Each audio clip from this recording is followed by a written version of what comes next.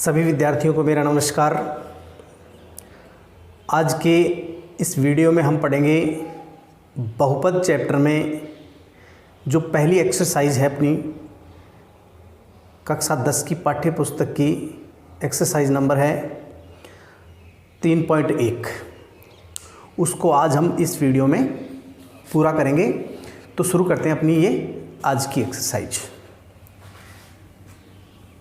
Exercise है अपनी 3.1। ये है कक्षा 10 में। कक्षा 10 की 3.1 जो एक्सरसाइज है उसमें जो क्वेश्चन हमें दिए गए हैं उनको हम एक बार आज इस वीडियो में सॉल्व करके देखेंगे। तो सबसे पहला प्रश्न है इसमें, निम्न द्विघात बहुपदों के शून्य ज्ञात कीजिए। पहला प्रश्न पढ़ रहे हैं हम, निम्न द्विघात बहुपदों के शून्यक ज्ञात कीजिए और शून्यकों तथा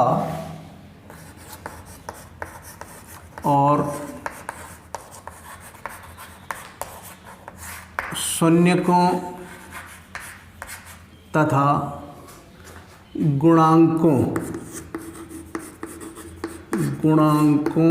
के मध्य संबंध की सत्यता की जांच कीजिए। ये अपना प्रश्न है। इसमें पहला पार्ट है, दिया गया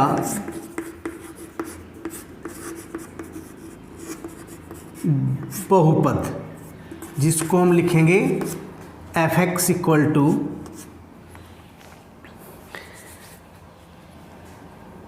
4x² और प्लस 8x। यह आपको एक बहुपद यानी दो पदों का एक बीजीय व्यंजक दिया गया है।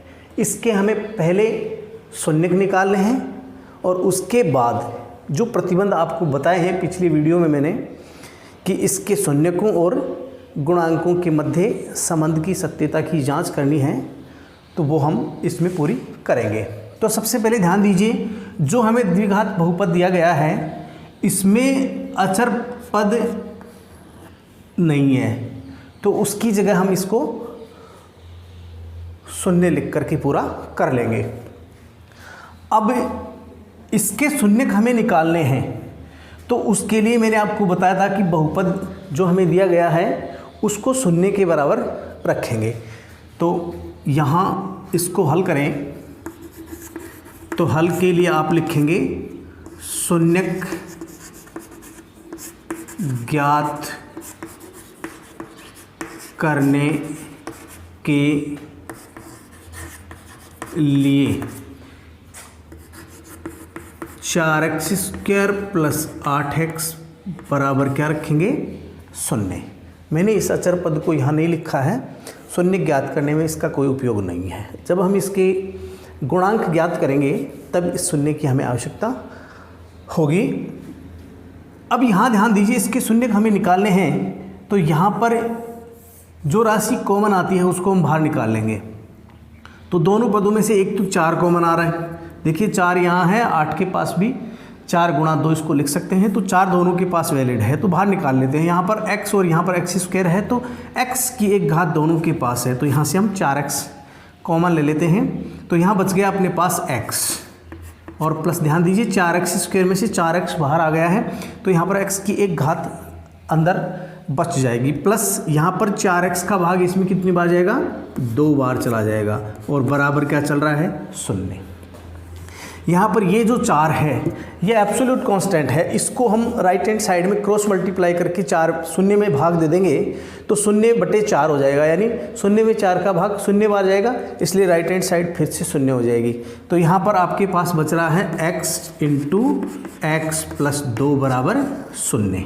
ध्यान दीजिए यहाँ पर x की एक घात है, यहाँ पर x की एक घात है।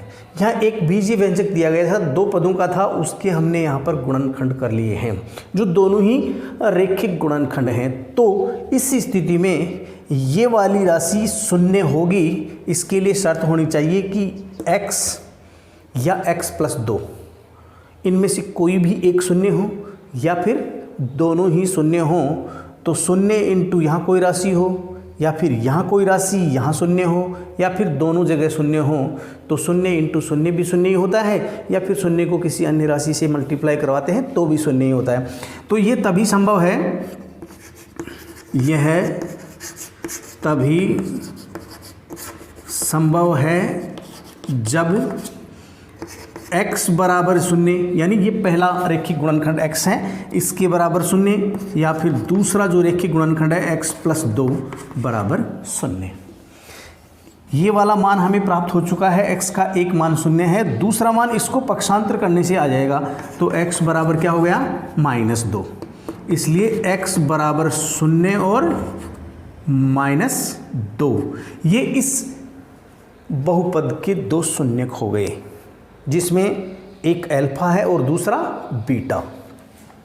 तो यहाँ हम इसको नोट कर लेंगे। अतः बहुपद के शून्यक अल्फा बराबर 0 और बीटा बराबर -2, ये हमें प्राप्त हो चुके हैं। इसी के साथ आगे ध्यान दीजिए, शून्यक हम प्राप्त कर चुके हैं। अब बात करते हैं गुणांकों की। तो ध्यान दीजिए, यह आपको द्विघात बहुपद दिया गया है और दूसरा हम इसका व्यापक रूप जानते हैं। तो आप लिखेंगे अब द्विघात बहुपद का व्यापक रूप ये होता है f(x) = ax² + bx + c। ध्यान दीजिए, यहाँ पर यह आपको बहुपद दिया गया है, ये इसकी जनरल फॉर्म है। तो आप इन दोनों की क्या करवाएंगे, तुलना करवाएंगे। तो a बराबर क्या है 4, यानी a का मान क्या होगा, ध्यान दीजिए यहाँ x² का गुणांक a है, यहाँ पर x² का गुणांक 4 है, तो इसका मतलब है a का मान 4 हो गया। इसी प्रकार शेष पदों के गुणांकों की भी तुलना करवा लेंगे। तो यहाँ x का गुणांक क्या है b और यहाँ पर x का गुणांक क्या है 8, तो b बराबर 8। यहाँ पर अचर पद क्या है c और यहाँ पर अचर पद क्या है 0। ये मैंने 0 इसीलिए लिखा था कि जब हम इसके व्यापक रूप से इसकी तुलना करवाएंगे तो c का मान हमें आसानी से प्राप्त हो सके। तो c का मान क्या होगा 0, c बराबर 0। इस प्रकार हमने ये इसके गुणांक निकाल लिए हैं। अब हमें क्या करनी है, ये जो बहुपद के शून्यक अल्फा और बीटा प्राप्त हुए हैं इनके और यहाँ पर जो ये जो गुणांक प्राप्त हुए हैं इनके बीच जो हमने संबंध बताए थे उनकी सत्यता का परीक्षण करना है। अब ध्यान दीजिए, हमने पिछले वीडियो में ये कौन से संबंध बताए थे जो गुणांकों और शून्यकों के बीच में थे। तो वो थे, उसमें पहला शून्यकों का योग, जिसको हम क्या लिखते हैं अल्फा प्लस बीटा। ये हमें प्राप्त हो रहा था -b/a। याद कीजिए, पिछले वीडियो में हमने ये शून्यकों और गुणांकों के बीच संबंध डेरिवेटिव करके बताया था, उसकी व्युत्पत्ति करके मैंने आपको बताई थी, वही संबंध यहाँ हम प्रयुक्त करेंगे। अल्फा का मान क्या है 0, तो यहाँ पर हम 0 रिप्लेस करेंगे, प्लस बीटा का मान क्या है -2। इक्वल टू, ये माइनस का चिन्ह चल रहा है, b का मान क्या है 8, ये 8 रिप्लेस कर दिया, अपॉन a का मान कितना है 4। ध्यान दीजिए प्लस माइनस 2 बराबर, ये माइनस का चिन्ह चल रहा है, 4 का भाग 8 में 2 बार चला जाता है। ध्यान दीजिए ये दोनों मान हमें बराबर प्राप्त हो रहे हैं, यानी -2 बराबर -2। इसका मतलब ये हुआ कि शून्यकों का योग बराबर -b/a के बराबर है, अर्थात इसका जो एक संबंध है उसके सत्यता की जांच पूरी हो चुकी है। इसी प्रकार इसका हमने दूसरा संबंध कौन सा पढ़ा है, दूसरा संबंध यहाँ कर लेते हैं। दूसरा संबंध पढ़ा हमने शून्यकों का गुणा कर देते हैं अपन। इसको मैंने अल्फा बीटा लिखा था और इक्वल टू लिखा था c/a। तो यहाँ पर अल्फा बीटा का मान रिप्लेस करेंगे जो यहाँ पर हमें शून्य प्राप्त हुए थे, तो ये 0 × -2 इक्वल टू c का मान क्या है, यहाँ पर ध्यान दीजिए गुणांकों में c का मान 0 और बटे a का मान कितना है, a का मान 4 है, तो ये 4 यहाँ रिप्लेस करेंगे। यानी किसी भी संख्या को 0 से गुणा करवाओगे तो 0 इक्वल टू 0 में किसी भी संख्या का भाग दोगे तो 0 आ जाएगा। इस प्रकार ये भी मान बराबर प्राप्त होता है। तो आपको जो बहुपद दिया जाता है उसके शून्य ज्ञात करना, शून्यकों और गुणांकों के बीच संबंधों की सत्यता की जांच करना, इस प्रकार से हम एक्सरसाइज 3.1 के शेष जो क्वेश्चन हैं उनको भी आसानी से हल कर सकते हैं। इसके लिए मैं एक उदाहरण और लेकर के आपको बताना चाहूँगा। दूसरा उदाहरण हम यहाँ से शुरू करते हैं। दूसरा उदाहरण यहाँ नोट कर देता हूँ मैं सीधे तौर पर। ये सेकंड पार्ट है और सेकंड पार्ट में उदाहरण है आपका 6x²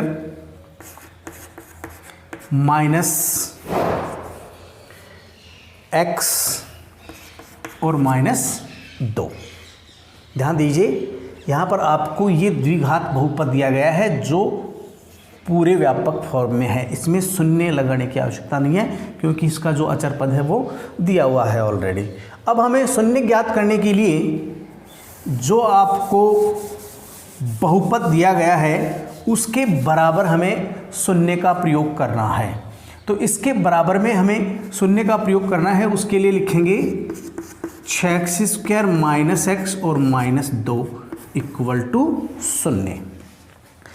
अब ये आपको मिश्रित द्विघात बहुपद दिया है तो इसके गुणनखंड करने के लिए हमें गुणनखंड विधि का प्रयोग करना होगा इसके शून्यक निकालने के लिए। तो गुणनखंड में ध्यान दीजिए, मैंने आपको एक रूल बताया था कि यहाँ पर जो संख्या आ रही है, यहाँ पर संख्या क्या है 1, तो ये 1 यहाँ आप लिख लीजिए इक्वल टू, इस 1 के हमें 2 टुकड़े करने हैं, इस 1 के हमें 2 टुकड़े करने हैं जिनका अंतर कितना है 1 आए, जिनका अंतर कितना है 1 आए, जोड़ नहीं अंतर। इसलिए यहाँ पर अंतर, क्योंकि ये -1 है इसलिए ये अंतर से प्राप्त होगा, हमें जोड़ से प्राप्त नहीं होगा। तो यहाँ पर अंतर 1 आए, इसके कौन कौन से रूप हो सकते हैं ध्यान दीजिए। यहाँ पर 2 - 1 हो सकता है, 3 - 2 हो सकता है, 4 - 3 हो सकता है, 5 - 4 हो सकता है। इस प्रकार आगे जो भी संख्याएं आप लिखते जाएंगे उन सब में अंतर 1 बचता जाएगा। इस प्रकार से हम विभिन्न मान ज्ञात कर सकते हैं, लेकिन इन सब में से यहाँ पर होने वाला मान जो वैलिड है वो कौन सा होगा, इस बात का पता हम कैसे कर पाएंगे। इसके लिए क्या करेंगे, हम जो हमने यहाँ पर 2 टुकड़े किए हैं इनको हम गुणा करवाएंगे सभी को, 3 × -2 यहाँ पर करवाएंगे, 4 × -3 यहाँ पर करवाएंगे, 5 × -4। इनका गुणनफल हो गया -2 -6 -12 माइनस का 20। इस प्रकार से ये हमें और भी आगे तक जितना चाहें उतने प्राप्त कर सकते हैं, लेकिन इनमें से वैलिड कौन सा है इस बात का पता करने के लिए हम इनको गुणा करवा के देखेंगे। यानी 6 को -2 से गुणा करवा के देखेंगे। तो 6 × -2 कितना हुआ? -12। तो ध्यान दीजिए ये वाला -12 प्राप्त हो रहा है यहाँ पर। तो इसका मतलब है कि इसके जो टुकड़े होने हैं वो 4 × -3 हो जाएंगे। तो यहाँ पर शुरू करते हैं। 6x² माइनस इस एक की जगह क्या लिखेंगे? 4 - 3। तो ये 4 - 3 लिख दिया। इनटू में क्या चल रहा है? x और माइनस यहाँ पर जो -2 आ रहा है ये आप लिख देंगे इक्वल टू चल रहा है 0। इसमें यह आपका 6x² माइनस यहाँ पर देखो माइनस और इधर वाला x, ये दोनों अंदर डिस्ट्रीब्यूट होंगे यानी वितरित होंगे। तो माइनस का 4x और माइनस माइनस प्लस का 3x और -2 बराबर 0। इस प्रकार से आपके 3 पद अब 4 पदों में विभाजित हो गए हैं और इस स्थिति में हम 2 पदों का समूह बना लेते हैं। अब पहले 2 पदों में से कॉमन आ रहा है, ध्यान दीजिए 6 और 4 में से 2 और x² और x में से x। तो यहाँ 2 का भाग कितनी बार जाएगा? 3 बार और 1 घात x की बच जाएगी। -2 का भाग कितनी बार जाएगा? 2 बार। x बाहर आ चुका है, प्लस इन दोनों में से एक कॉमन आएगा क्योंकि एक इसके मल्टीपल में भी है और एक इसके मल्टीपल में भी है, क्योंकि एक मल्टीपल आइडेंटिटी होती है यानी गुणनतत्समक होता है जो सबके गुणा में होता है, इसलिए हम एक को बाहर निकाल सकते हैं। तो यहाँ क्या बच रहा है? 3x और माइनस का 2 बराबर 0। अब इस स्थिति में देखिए ये कोष्टक वाली राशि समान है तो वो बाहर आ जाएगी 3x - 2। तो बच गया 2x + 1 बराबर 0। ये दोनों ही इस बहुपद के गुणनखंड कहलाते हैं और ये रेखिक गुणनखंड होते हैं। इनका मान निकालने के लिए 0 के बराबर इन दोनों को रिप्लेस करेंगे, यानी ये वाला 0 तभी संभव होगा जब ये दोनों में से कोई एक या फिर दोनों ही 0 हों। तो यहाँ पर हम निकालेंगे आगे का पार्ट, यहाँ लिख देंगे यह तभी संभव है जब 3x - 2 बराबर 0 और दूसरा है 2x + 1 बराबर 0। इनका हम पक्षांतरण करेंगे तो ये 3x बराबर प्लस का 2 हो जाएगा और ये 2x बराबर -1 हो जाएगा। इसको हम क्रॉस मल्टीप्लाई करवाएंगे तो 3 2 के नीचे चला जाएगा और 2 -1 के नीचे। तो यहाँ x बराबर 2/3 और यहाँ पर x बराबर -1/2। इस प्रकार से हमें दिए गए बहुपद के शून्य ज्ञात हो चुके हैं। तो इनको हम मान लेंगे अतः शून्यक। पहला क्या होगा? अल्फा बराबर 2/3 और दूसरा होगा बीटा बराबर -1/2। इस प्रकार से दोनों शून्य ज्ञात हो चुके हैं तथा व्यापक द्विघात बहुपद fx बराबर क्या है? ax² + bx + c से तुलना करवाएंगे। तो तुलना पर हमें a का मान कितना प्राप्त हो रहा है? 6। a बराबर 6, b बराबर हो रहा है, ध्यान दीजिए यहाँ पर क्या है? 1। यहाँ पे लिखा है देखो, ये b का मान 1 हो रहा है, तो -1 लिखेंगे साइन यानी चिन्ह के साथ वाला -1 लिखेंगे और c का मान -2, ये भी चिन्ह सहित लिखेंगे। क्यों? कि उधर प्लस है इधर माइनस है, इसलिए चिन्ह इस संख्या के साथ संलग्न हो जाएगा। इस प्रकार से ये हमें गुणांक प्राप्त हो चुके हैं। अब हमें इन शून्यकों और गुणांकों के बीच संबंध की सत्यता की जांच करनी है। तो यहाँ हम थोड़ा सा इधर कर लेते हैं। अब फर्स्ट पार्ट में लिखेंगे आप शून्यकों का योग, यानी अल्फा प्लस बीटा बराबर होता है माइनस का बी बटे ए। ये मैंने इसी वीडियो में पहले भी बताया है कि शून्यकों का योग हमेशा बराबर माइनस बी बटे ए होता है, जो गुणांक हैं इनके बीच का ये मान। तो शून्यकों का योग कीजिए। शून्य क्या है आपके पास 2/3 और -1/2, यानी 2/3 प्लस -1/2 बराबर माइनस का चिन्ह है। b का मान क्या है -1, ये -1 बटे a का मान कितना है 6, तो यहाँ 6 रिप्लेस कर देते हैं। इनका एलसीएम लेंगे तो 3 और 2 का एलसीएम कितना होगा 6। 3 का भाग 6 में कितनी बार जाएगा 2 बार, 2 को 2 से करवाएंगे 4। ये चिन्ह किसका हो जाएगा माइनस का, प्लस माइनस माइनस, 2 का भाग 3 बार जाएगा, 3 को 1 से करवाएंगे तो 3 आ जाएगा, बराबर ये माइनस माइनस प्लस का क्या हो गया 1/6। ध्यान दीजिए 4 में से 3 बाकी जाएगा 1/6 बराबर 1/6। इसका मतलब पहला संबंध वेरीफाई हो चुका है, जिसमें शून्यकों का योग -b/a द्वारा व्यक्त होता है। सेकंड पार्ट में हम लिखेंगे शून्यकों का गुणा। ये लिखते हैं अपन अल्फा बीटा बराबर c/a, यानी यहाँ पर अल्फा बीटा क्या है, अल्फा का मान है अपने पास 2/3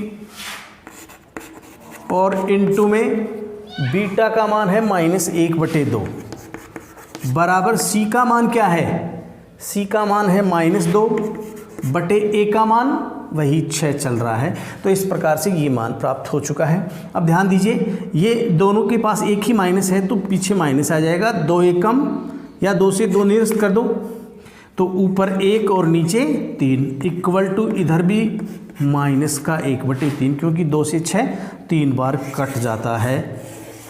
इस प्रकार से दूसरे संबंध की सत्यता की भी जांच पूरी हुई। अर्थात आप किसी भी द्विघात बहुपद यदि आपको दिया गया है तो उसके शून्यक आप गुणनखंड विधि द्वारा या अन्य जो मैंने विधियां आपको बताई हैं, पूर्ण वर्ग विधि है, श्रीधराचार्य सूत्र है, उनकी सहायता से आप ये पहले शून्यक निकालेंगे। शून्यक में हमने यहाँ गुणनखंड करना भी देखा है, जो रैखिक गुणनखंडों में कन्वर्ट हो जाता है, उसके माध्यम से हम शून्यक निकाल सकते हैं। इसके बाद में आपको द्विघात बहुपद जो व्यापक रूप बताया है, उससे आप दिए गए बहुपद की तुलना करके गुणांक निकाल सकते हैं और फिर हम शून्यकों और गुणांकों के बीच जो 2 संबंध आपको बताए हैं, इनकी सत्यता की जांच बहुत ही सरल तरीके से कर सकते हैं। इस प्रकार से आप एक्सरसाइज 3.1 के जो पहले क्वेश्चन के शेष भाग जो रह गए हैं, उनको आप आसानी से सरल करके प्रैक्टिस कीजिए ताकि आपका भी अभ्यास हो जाए। इसके बाद ध्यान दीजिए, आपको कई बार क्या होता है कि बहुपद के शून्यकों का योग, ये वाला बहुपद के शून्यकों का योग और बहुपद के शून्यकों का गुणनफल, ये ऑलरेडी दे दिया जाता है और आपसे पूछा जाता है कि वो द्विघात बहुपद ज्ञात कीजिए, यानी शून्यकों के योग और शून्यकों के गुणनफल की सहायता से एक बहुपद या व्यंजक कैसे प्राप्त करते हैं, उसका फॉर्मूला क्या है, ये हम इसी वीडियो में अभी पूरा करेंगे। तो यहाँ दूसरा क्वेश्चन है आपका,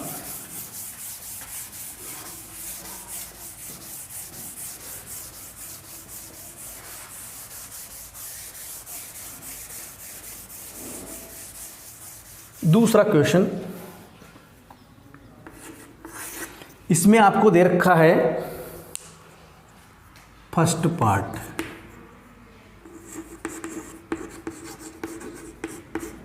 शून्यकों का योग, इसको हम अल्फा प्लस बीटा से लिखते हैं और ये मान हमें दे रखा है -3 तथा शून्यकों का गुणा जिसको हम लिखते हैं अल्फा बीटा, बराबर दे रखा है हमें 2। अब ध्यान दीजिए, इसकी सहायता से हम बहुपद यानी बीजीय व्यंजक कैसे प्राप्त करते हैं, तो उसका फॉर्मूला हम लिखेंगे यहाँ पर। देखिए ध्यान दीजिए, बीजीय व्यंजक हम किसी भी चर के पद में लिख सकते हैं। हम x के पदों में लिख सकते हैं, y के पदों में लिख सकते हैं, z के पदों में लिख सकते हैं, या अन्य कोई भी आप अल्फाबेटिक जो भी आपका अक्षर है उसको हम चर राशि मान करके हम ये बहुपद मेंटेन कर सकते हैं। तो फिलहाल मैं यहाँ x को ही चर राशि मान करके सॉल्व करने वाला हूँ। तो यहाँ पर इसका सूत्र है x² minus alpha plus beta into x और प्लस एल्फा बीटा। ध्यान दीजिए, ये तो है बहुपद ज्ञात करने का फॉर्मूला, और इसके इक्वल टू में शून्य निकाल रख देते हैं, तो ये द्विघात समीकरण प्राप्त करने का फॉर्मूला हो गया। क्योंकि मैंने आपको पहले बताया है कि किसी भी द्विघात बहुपद या व्यंजक की आप किसी दूसरे बहुपद या शून्य से तुलना करवा देते हैं तो वो समीकरण में कन्वर्ट हो जाता है। तो ये द्विघात समीकरण प्राप्त करने का फॉर्मूला है। यदि यहाँ से आप शून्य को हटा देंगे तो द्विघात व्यंजक या बहुपद ज्ञात करने का फॉर्मूला हो जाता है। तो यहाँ पर समीकरण ही प्राप्त कर लेते हैं, फिर हम शून्य को हटा देंगे तो जो बच जाएगा वो द्विघात बहुपद बच जाएगा। तो यहाँ पर रखेंगे x² minus alpha plus beta का मान है अपने पास -3, और इंटू में x चल रहा है, प्लस एल्फा बीटा 2 है, बराबर 0। यानी x² माइनस माइनस क्या हो गया, प्लस 3x और प्लस 2 बराबर 0। अतः अभीष्ट द्विघात बहुपद f(x) बराबर हो गया आपके पास x² प्लस 3x और प्लस 2। इसी प्रकार इसका हम एक सवाल और ले लेते हैं, जिसमें आपको शून्यकों का योग दिया है -1/4 और शून्यकों का गुणा दिया है +1/4। इससे हम द्विघात बहुपद ज्ञात करना चाहते हैं, तो यहाँ पर इसके सॉल्यूशन में यही पार्ट लिखेंगे आप, इक्वल टू 0। इसकी जगह क्या आ जाएगा, -1/4, और इसकी जगह क्या आ जाएगा, प्लस का 1/4। अब इसका थोड़ा सा सरलतम रूप लिखेंगे, क्या होगा, इसका एलसीएम आ जाएगा कितना, 4, बराबर क्या चल रहा है, 0। ये हो गया 4x² माइनस माइनस क्या हो जाएगा, प्लस। ध्यान दीजिए 4 का भाग 4 में एक ही बार जाएगा, तो 1 से गुणा होगा या x 1 से गुणा होगा, एक ही बात है। तो यहाँ क्या आ जाएगा, x, और ये प्लस का चिन्ह है। 4 का 4 में एक बार भाग जाएगा, तो 1 एकम 1। इसको हम क्रॉस मल्टीप्लाई करवा देंगे, तो ये 4 है वो 0 से गुणा होकर क्या हो जाएगा, 0। तो यहाँ पर बच गया 4x² प्लस x प्लस 1 बराबर 0। ध्यान दीजिए, ये जो हमें प्राप्त हुआ है ये द्विघात समीकरण प्राप्त हुआ है। अब हमें वो द्विघात बहुपद बताना है जिसके शून्यकों का योग ये और गुणा ये है। तो इस स्थिति में यहाँ से हम शून्य को हटा करके इसके द्विघात बहुपद को आसानी से प्रदर्शित कर सकते हैं। तो यहाँ हम लिख देंगे, अतः अभीष्ट द्विघात बहुपद f(x) बराबर क्या होगा, 4x² प्लस x और प्लस 1। यह आपको इसका आंसर प्राप्त हो जाएगा। यानी आपको शून्यकों का योग और शून्यकों का गुणा या फिर अलग अलग दोनों शून्य दे दिए जाएं तो भी हम द्विघात बहुपद ज्ञात कर सकते हैं, क्योंकि अल्फा और बीटा का मान अलग अलग दिया जाता है। तो अल्फा की जगह अल्फा और बीटा की जगह बीटा रख करके भी हम इसी से द्विघात बहुपद ज्ञात कर सकते हैं। अब इसका अंतिम क्वेश्चन जो कि अपनी एक्सरसाइज चल रही है 3.1, उसका है कि आपको एक बहुपद दिया गया है। ध्यान दीजिए, यहाँ पर आपको एक बहुपद दिया गया है। तीसरा क्वेश्चन है, इसमें है दिया गया बहुपद fx इक्वल टू है एक्स स्क्वायर माइनस 8x और प्लस के। साथ ही में दे रखा है alpha square plus beta square बराबर 40। यानी क्वेश्चन में आपको दिया गया है कि ये बहुपद दिया गया है, उसके शून्य को हमने शून्य क्या माने द्विघात बहुपद के अल्फा और बीटा, उनके वर्गों का योग कितना है 40 है। ये प्रतिबंध दे रखा है, ये बहुपद दे रखा है, ये इसके शून्यकों के वर्गों का योग दे रखा है। और आपसे पूछा जा रहा है कि इसमें ये जो आर्बिट्रेटरी कांस्टेंट के हमने प्रयुक्त किया है उसकी वैल्यू क्या होगी। तो इसके लिए हम क्या करेंगे, सर्वप्रथम इसके व्यापक समीकरण से तुलना करवा करके यहाँ पर क्या निकालेंगे, इसके गुणांक निकालेंगे। तो यहाँ पर हल शुरू करते हैं और व्यापक बहुपद क्या होगा, fx equal to ax square plus bx plus c। यहाँ पर तुलना करवाएंगे से तुलना। तो a का मान क्या है 1, ध्यान दीजिए यहाँ 1 लिखा हुआ है। तो एक्स स्क्वायर का गुणांक a बराबर 1 है, b का मान -8 और c का मान क्या है k। इस प्रकार से हमने ये तुलना पूरी कर ली है। अब हम इसी वीडियो में ये पढ़ चुके हैं कि शून्यक अल्फा बीटा है और गुणांक a b c हैं, तो इनके बीच जो संबंध होते हैं उनमें दो संबंध हमने पढ़े हैं, शून्यकों का योग और शून्यकों का गुणनफल। तो यहाँ हम शून्यकों के योगफल को और गुणनफल को प्रयुक्त करेंगे। तो यहाँ लिखेंगे तब हम जानते हैं कि अल्फा प्लस बीटा बराबर -b/a। तो यहाँ पर अल्फा प्लस बीटा क्या हो जाएगा, बराबर माइनस का चिन्ह चल रहा है, b का मान देखो -8 है और अपॉन a का मान क्या है 1। तो यहाँ अल्फा प्लस बीटा बराबर 8। ये इसको समीकरण 1 मान लेते हैं। ये समीकरण 2 हमें प्राप्त हो चुका है। इसी प्रकार अल्फा बीटा बराबर हमने पढ़ा है c/a। ये इसका दूसरा प्रतिबंध है, शून्यकों का गुणा। इसमें वैल्यू रिप्लेस करें तो अल्फा बीटा बराबर c का मान क्या है k बटे a का मान क्या है बीटा बराबर k। ये अल्फा बीटा बराबर k, ये समीकरण 3 हमें प्राप्त हो चुका है। इसके बाद यहाँ पर ये जो समीकरण 2 हमें दे रखा है, इसके दोनों पक्षों का वर्ग करेंगे। तो यहाँ लिखेंगे समीकरण 2 के दोनों पक्षों का वर्ग करने पर, दोनों पक्षों का वर्ग करेंगे तो यहाँ पर अल्फा प्लस बीटा का स्क्वायर हो जाएगा, अल्फा प्लस बीटा का स्क्वायर इक्वल टू 8 का स्क्वायर। यहाँ ध्यान दीजिए ये a प्लस बी का होल स्क्वायर है, इससे इसको एक्सटेंशन कर सकते हैं। तो ये हो गया alpha square plus beta square plus 2 alpha beta बराबर 8 का वर्ग कितना होता है 64।